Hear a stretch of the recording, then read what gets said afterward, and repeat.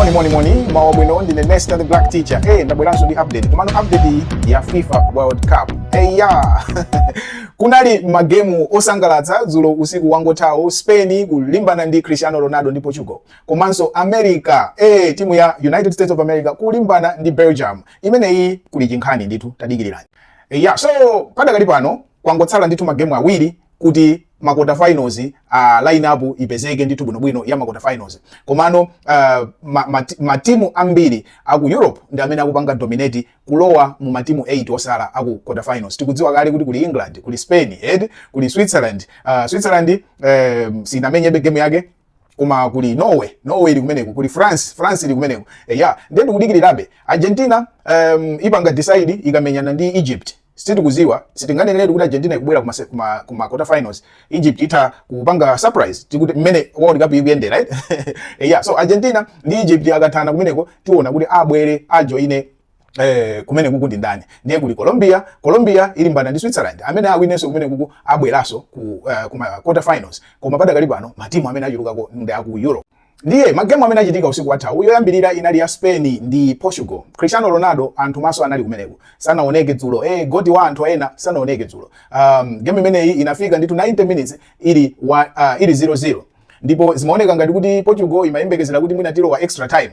Koma tsoka ilo substitute wa timu imeneyi ya Spain anabwera mmenemu ndi kugoletsa chigoli nthawi yotayita kupezekano kuti Spain yayiphula palibenso za extra time 1-2. Cristiano Ronaldo bye ndithu kuthana nayo World Cup.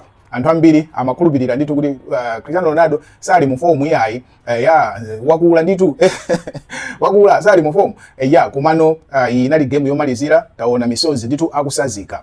Komano game yayikulu inali ya America ndi dziko limene likupanga host World Cup iyi.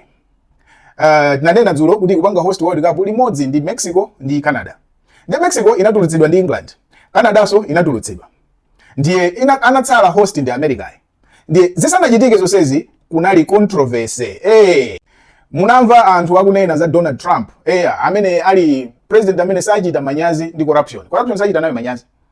Player wa America akusewera game yake yomwe yathayi ya Bosnia ndi timu ndi dziko la Bosnia. Player amene adapatsidwa red card. Adapatsidwa red card. And the player amene ndi striker ndithu flow wa dziko limene la America. And nkhani yakeso ndiyo pasa chibitika mbaso. Koma adapatsidwa red card. Ndiye muone malo chifukwa chimene anapatsidwa red card pa video. Tako imene iyi ndithu muone mene adampondera nzake mwendowu. Pamenepa ndi pamene adapatsidwa red card. Mwamwayi adapatsidwa red card imeneyi America inapitirirabe inawina game iyi sinaluze yayi. Ndiye amadzakumana ndi timu ya Belgium dzulo limenelo. And timu ya Belgium mukudziwa kuti ngakhale imatengedwa ngati ma underdogs kuli ma player kumene kujaje na Lukaku ndi azinzawo experience ma player oti asewera maliga akuluakulu. Ndi America inayamba kuopa kuti akuluakulu. Belgium is very physical komanso kuli madolo ambiri. Ife dolo wathu mmodzi amene timandalira yemwenso ali top goal scorer wathu anapatsidwa red card. Sitingawine chance palibe choti tingawine pa. Ndiye Donald Trump red card. FIFA ndiyimbe phone basi. Ndiye anayimbira phone FIFA president.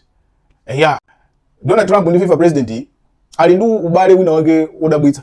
Mukumbukire kuti apa FIFA president anapanga chikho akuti peace prize kukampasa Donald Trump. Unali mwambo ndithu andi kupereka peace prize kumpasa medal Donald Trump. Kunena kuti Donald Trump alandire peace prize. Kuti peace prize imene criteria yake mwapanga yoti chani.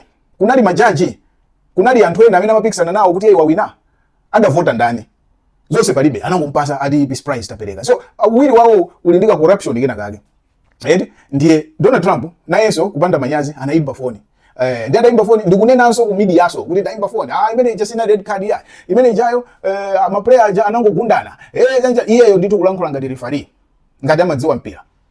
Ndiye FIFA inabwera ndikuchotsa red card ija kuipanga suspend red card ija. Kunena kuti isagwire ntchito padakali pano. Kusonyeza kuti game ya Belgium iyi player yakasewere malo mode red card wapasidwa asasewere game next game. Ndiye zimenezi zinakwiza anthu ambiri ndi scandal kuti FIFA fair game imayenera kukhala chonje. Modi bungwe la mpira la ku Europe UEFA nalonso linadzudzula FIFA kuti izi ndizochitisa manyazi ndi scandal yayikulu kwambiri. Ndiye zonsezi zikuchitika player ameneyi anapita kukasewera nawo mpira dzulo. Ndiye dzulo Belgium yawakwapula. Belgium yawakwapula ma Americans 3-1. kwakwapula osatiso zogwera iyayi zija zoti maplayer aja ndikumagwira mchuno kuti koma amwene watisambwaza. Ndiye America yatuluka tsopano yaluza. Ndi chifukwa chake muona news za lero zambiri zikukamba nkhani imene.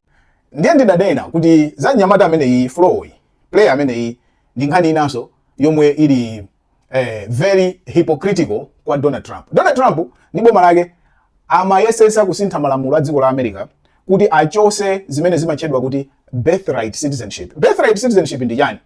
Ku America ali ndi malamulo onena kuti mwana wina aliyense amene wabadwira mu nthaka ya America, kaya makolo ake si ma Americans koma mayi ake anali woyembekezera ali mu America, mayi ake ambereka pa chipatala cha America, walandira birth certificate ku America, mwana ameneyo amakhala nzika ya America. Ndiye kuti kaya inuyo ndi akazi anu ndi achibwezi anu mwapita ku America ku holiday, akazi anu ngoyembekezera, inuyo ndingoberekera ku chipatala cha America chicha, mwana wanuyi ndi nzika ya America. Kaya mubwerera ku Malawi, mupita ku Malawi muzikakhala ku Bolero, mwana wanuyi koma ndi nzika ya America. Imene ndi imene imachedwa kuti birthright citizenship. Ndiye pali ma Americans ambiri amene ali kunjaku amene anabadwira mu America koma makolo awo si ma Americans. Nyamata amene chimodzimodzi makolo ake ndi ma Nigerians. Ma Nigerians amenewa ankakhala ku England. Ndiye anapita kukayenda ku America ku holiday. Mayi ake yeyi ali woyembekezera. Akukwera ndege ku New York kuti azibwerera. Chifukwa mayi ake anali woyembekezera ku airport anaganiza kwera ndege. Adaganiza kwera ndege, mwana amene anabadwira kuti ku New York. Anabadwira ku New York basi kenaka anabwerera ku England. Koma anapezeka kuti wapasidwa citizenship ya America. Ndiye ngakhale amakhala ku England amasewera mpira koma ali ndi citizenship ya America, lero ndi player odalirika wa America. Donald Trump amamenyerera kuti red card ya amene ichotsedwe. Yeti Donald Trump yemweyo monga ndinanenera ndi boma lake akufuna kuthetsa birthright citizenship. Akhala kulankhula kunena kuti birthright citizenship ithetsedwe. Kalero inali ndi zifukwa zina, masiku ano ikupangidwa abuse, ithetsedwe kudana ndi anthu ngati amenewa. Monena kuti si kale mwezi watha omwewo Supreme Court ya ku America inatsutsana ndi Donald Trump ndi maloya ake kunena kuti yayi birthright citizenship isathetsedwe ikhalabe.